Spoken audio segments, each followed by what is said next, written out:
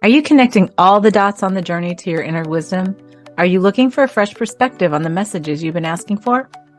So who doesn't want to be happier, healthier, wealthier, and wiser, and be able to make life's choices with confidence because they finally see the signs? We know you do. I'm Angela Coulter. And I'm Sarah Sieg Avignoni. We're two conscious journeyers dedicated to turning over those rocks and helping you on your personal intuitive sleuthing mission of evolution in our multi-dimensional hologram. And that includes Earth too. Yes, it does. Welcome to Solving Me, our conscious puzzle-solving podcast, where we look at the natural relation between your life experiences and their meaning in the bigger picture, from the most mundane to the most overwhelming. So what do we mean by all this? Well, have you ever thought that getting a flat tire and twisting your ankle could be related? And maybe a message about what's preventing you from getting that awesome, high-paying job you would love.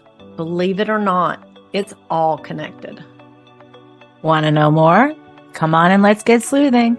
See what comes up in this episode, because it might just be about you. Welcome to episode 23. Today we're going to go deep into the closet, into the darkness, and pull out fears as a message. Because regardless of how we stumble and distract and avoid because of fear, fear can be one of our biggest friends in terms of messages. Well, it certainly is one that we expend a lot of our energy avoiding. Exactly. I had a series of clients, probably 5 or 6 years ago, where it seemed like in 6 months, almost every client they actually manifested their deepest fear. And it was an intense time working with them. But every single one of them, after all was said and done, and they were on the other side of it, every single one of them said, I would ask them, so was it as bad as you thought it would be? And they said, it was jarring and upsetting, but no. And now that I'm on the other side of it, I can see how much energy I was putting to avoiding that situation, when now I'm like, oh, it's done. I'm still here. I've moved on. I feel like I have all this extra energy now because I'm not putting so much to the fear. And you were making it something more than it was. Mm-hmm.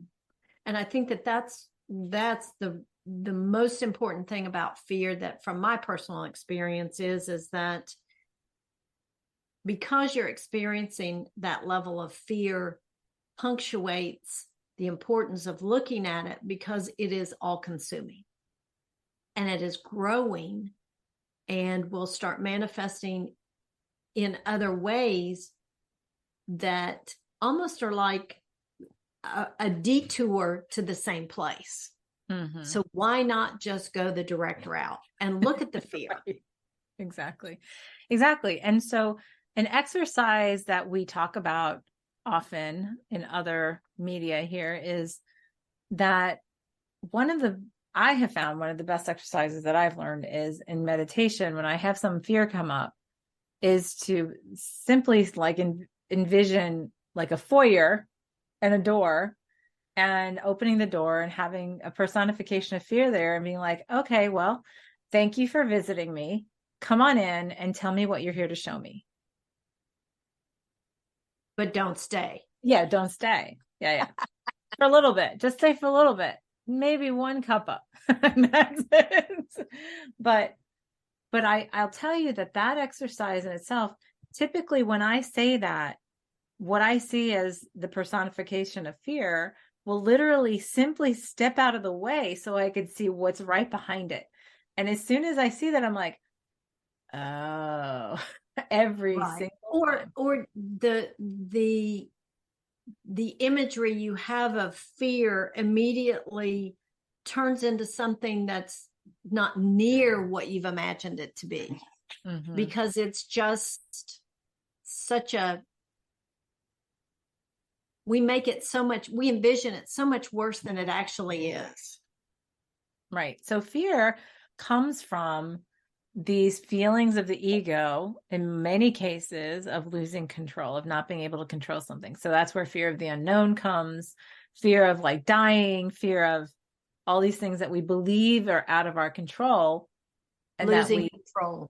And we claim victimhood. We would rather claim victimhood to than say, well, if having it is evidence of wanting, why did I put that in my reality? Because I did, and I create my reality, that self-responsibility. So we need to step back and be like, okay, well, all right, number one, that's 100 layers right there that I just ran through of self-reflection, but it's an easy start to say, what is it I really fear? Yes. And you'll find that as you notice one, then a few other smaller, minor ones will go, oh, well, what about me? Oh, well, and then there's this one. Oh, and this one. And it's easier to see a pattern start to develop. Whether it's a fear of abandonment, fear of being alone, a fear of not being loved or lovable, which those are some core major things to look at, things to acknowledge, and things very valuable to have that conversation with. Yes. And even like fear of death, which is most people's biggest one, all have to do with what you just listed, right? Because we have this cultural perception of death being like this gate of judgment, right? And you get judged for like many people believe, you get judged for your life, you get judged for your choices. And so then there we go into victimhood, right? Out of my control. If I die and somebody else is telling me that I was good or bad or whatever, and I have to make a case like I'm going to court and defend my life. There was a whole movie called Defending Your Life that was actually really funny years ago. So it's a matter of then turning around and saying, no, I'm choosing at some level of consciousness when we get into this place of I choose when I'm leaving life. And by the way, it's not a punishment to leave life. It's actually a graduation, because that means I finished everything I came here to do, right? There's nothing for me to fear, because I know that if the moment comes, then it comes for me when I'm ready at my higher levels, right? So then your fear changes, and then it's like, okay, well, what was that fear about? Well, it was a fear about getting judged. It was a fear about being bad. It was a fear about being not good enough or unworthy or whatever. And then that's something to dig into. Yes. And regret goes along with that too. Mm-hmm. What will I, in that judgment, what will I regret? And when we commit ourselves into living a more authentic life, living, in our own authentic resonance, then these things start to ebb away, so that when we get these fears that come up, they sort of stand out as like big red flags. Like, so then they become big messages, because if a fear pops up and you're like a couple of days ago, out of nowhere, and anxiety and fear, same thing. A couple of days ago, I was running along fine, things are flowing, and all of a sudden, bam, unfocused anxiety, right? Nothing I could project it onto, like nothing particularly had happened. It was this anxiety, and I had to stop. It stopped me, because when you then get into this habit of being in the flow and living in a flow, when you're not in the flow and something like that happens, you're like, whoa, right away, what's that message about? Like, what's it that message? Right. That's what happens when you listen to our podcast. You get to that place where everything, you see it as that message. So, exactly. Wow, what am I not hearing? Yeah. What have I been ignoring and putting down in the cracks and crevices because it's uncomfortable? What is it for me to look at? And when I finally I did look at it, and I said, so what is that about? And it was even on the fly, because I was in the middle of a lot of going on, like there was a lot of people around and stuff going on. And I had to like ask myself internally, like, what is this about?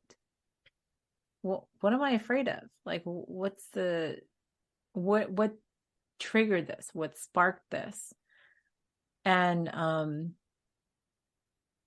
and it came to me pretty quickly when I stopped and used it as the message instead of getting distracted and saying, I can't do anything. I just need to shut down, or I need to, what do we do? Oh, I need to have a drink, or I need to go take a nap because I just can't function.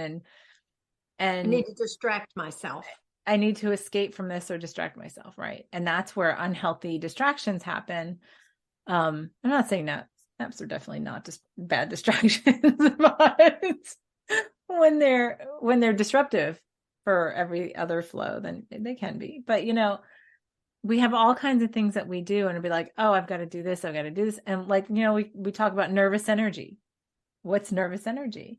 Well, it's you're distracting yourself from this energy that's flowing through you. That's some fear, anxiety that you have that you're still not looking at. So we have an entire world where we're managing anxiety and we're not looking at why it's there. Exactly. And again, it's the symptoms, not the actual root of it. So I've been talking to like my kids who are adults and in their 20s, and it seems to be quite a pandemic of anxiety in that Yes, it generation. does. So, and I said, well, I can see it because I believe that their generation came in to be in a different world and is yet to still, come to play, which is forming, but hasn't formed yet. And they feel like they're out of resonance with the world that's around them. Yes. Because we're in a gateway. And so they feel they don't know how to manage that, and they distract themselves to such a degree that it just sets in as permanent anxiety. Yes. Well, and I think that one thing I recall in some reading is that anxiety is simply the fear of the future, that unknown element. And Mm, when we spend so much of our energy what ifing, then it automatically translates into something, I can't control this. right. And then fears, anxiety set in, and it becomes a physical thing. Yeah. And then victimhood Mm-hmm. is a natural follow on to that, which Well, then control. translates into so many other things. Right. So, and look at how we enjoy our fears. We do. We can pretend we don't, but look at the horror film industry, and Right. not only film, Absolutely. horror books and horror stories, horror TV. Like, in fact, it was at one point I was like, God, everything's so dark and shadowy now. Like, where's the comedy and lighthearted stuff, right? Well, and we have a holiday that just keeps getting bigger that's dedicated to it. Right. And there's nothing wrong with that, Absolutely. except that it's funny that we hesitate to say how much we love that shadow or the fears or the dark or whatever, and how much we love to get startled or be scared of those things that go bump in the night because of the saturation of the experience in duality, right? But we don't look at that. We tend to look at that in that way, which is healthier, right, than Yes. what we've done in the past.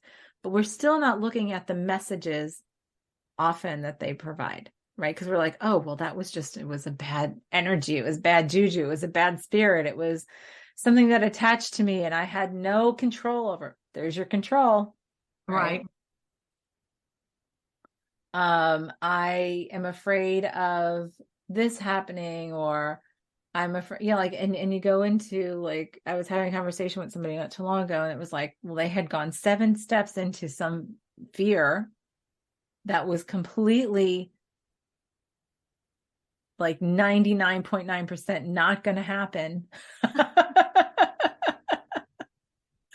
And I was like, wow, that's a lot of energy to put to that, and such a remote possibility of that happening. So what is that about?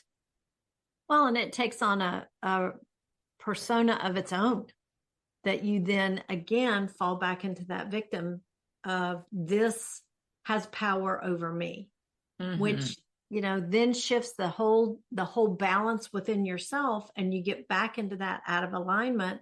And then you start having physical issues. And because the body's natural state is that natural balance.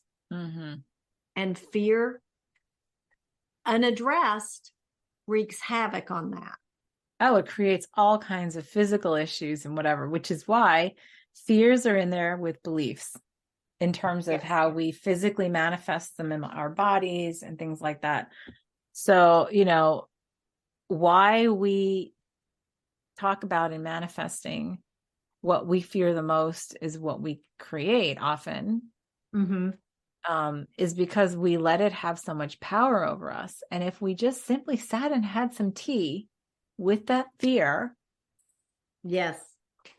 and just said, hey, so what do you hear about? Like, what are you here to show me? Because it is just a message. The fear is a message that's masking something else. What do you have to say to me? It's a simple question. And when we take away the judgment of believing that it has more power and just saying, hey, it's a friend. It's actually a friend because it's here to give me a message that I'm not getting otherwise. And it's saying, hey, I'm supporting you on your journey so that you can move forward. Here's what I'm here to show you. If you had tea with it and just asked the question straight out, wow, that would just save so much energy. Or even nicer, better, I hate to use that term, it's a part of you. And this part of you that you've been avoiding, ashamed of, letting it run roughshod over you, have a conversation and say, you're my friend, so what do you have to say? You're not my enemy. Yeah. And there's a lot of exercises to go through with fear, but that's a different conversation on a different day. But this is like the first step, because it diffuses a lot of the power it has over us when we look at what it's there to show us, right? So, even something as in maybe seemingly a name, what comes to mind is like somebody who's got a fear of spiders, right? Right. What's the fear of spiders? Well, most of the time it's fear that they could hurt you, that they could kill you, that they could eat you, Bite you, hurt you when you're asleep. Right. When you're unknowing, when you're unknowing and it's out of your control. There's your control issue right there. Yeah. Right. And so like things like that, really, they still have a message. It's just that we have very creatively masked the message with whatever the interesting, fear is. I was talking to somebody just recently about an illogical fear that they had when something happened to their child that they had no control over, their adult child. And they said that they felt like they had become a little OCD because like they try to control, and they realize that they're trying to control everything there because they had no control over that situation. I'm like, but it's not your journey. Yes. It's not for you to control. And by the way, if it's there, it was there for not only the other person's journey, but for you to learn that it's not for you to control. Right. So there's so many directions on fear, but this is just a real quick primer. I'm sure we'll be coming back to it in some way, shape, or form in the future. But, the first step is look at the fears you have. Look at what you're fearing right now. And sometimes just sitting down to tea with that fear and saying, well, actually, what is the fear about? Right. Or if you simply have a fear of fears. Yeah, there you go. And then it just becomes a no-win situation. And having that conversation, that cup of tea, that simple, what do you have to say to me? Sometimes can just shift it 180 degrees. Diffuses it tremendously. Absolutely. So plan A, this is where we start. Have fun with that. Thanks for listening to us on Solving Me. If you found this podcast helpful, make sure to subscribe so you get notice every time we post a new episode. And for a short time, we have a special bonus for you. Go to solvingme.net to download your free ebook, which outlines the next level of conscious solutions for your inner investigation. Be sure to help us spread the word. Share us with others you know who want to solve the puzzles of their everyday life through the filter of expanded consciousness and have fun doing it. One more thing. Do you have some puzzling life circumstances where you feel blocked and you'd like our take on what's going on? Send us your conscious puzzle at connect@solvingme.net, and maybe you'll be the topic of a future episode. Until next time, happy sleuthing.